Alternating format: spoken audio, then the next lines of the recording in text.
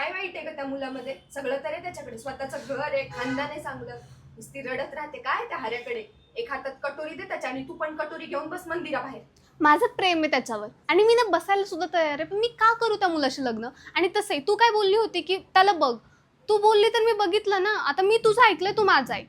आणि तसंही आयुष्य मला काढायचंय, तुला नाही. हो पण आयुष्यभर काय भीक मागणार आहेस का? ते मला नाही माहिती. आणि तसंही आमचं वयच काय, आत्ता शिकतात, तो शाळा शिकतोय ना. शाळा शिकेल, पूर्ण कॉलेज शिकेल, त्यानंतर त्याला जॉब लागेल आणि त्याच्यानंतर तो माझ्याशी लग्न पण करेल. आणि हां, तो त्याचं घर बांधेल. त्या पोराकडे जे काय आहे ना त्यापेक्षा सुद्धा तो जास्त करेल. मला विश्वास आहे हऱ्यावर. असं कान सडकेल ना तुझं. तुला काय वाटतं ग? लग्न म्हणजे भावल्या भावलींचा खेळ असतो का? लग्न झालं आणि झाला संसार. खूप काही गोष्टी असतात. तोंड काळं करून ठेवशील. मी पण तेच म्हणतेय, लग्न म्हणजे काय तुला भावल्या भावल्यांचा खेळ वाटला का ग? की याच्याशी हा छान आहे, याचं घर वगैरे सगळं नीट आहे, तर चला आपली मुलगी उचलू आणि तिथं ठेवू. नाही ना, हा तर मनाचा खेळ आहे ना. बरं राहू दे ना मला त्याच्यापाशी. माझं मन जर का त्याच्यात गुंतलंय तर मी त्या मुलासोबत कसा संसार करू? नाही करू शकत आहे. आणि हे बघ, तू ऍडजस्ट केला असेल तर हा नाही की मी पण करेल.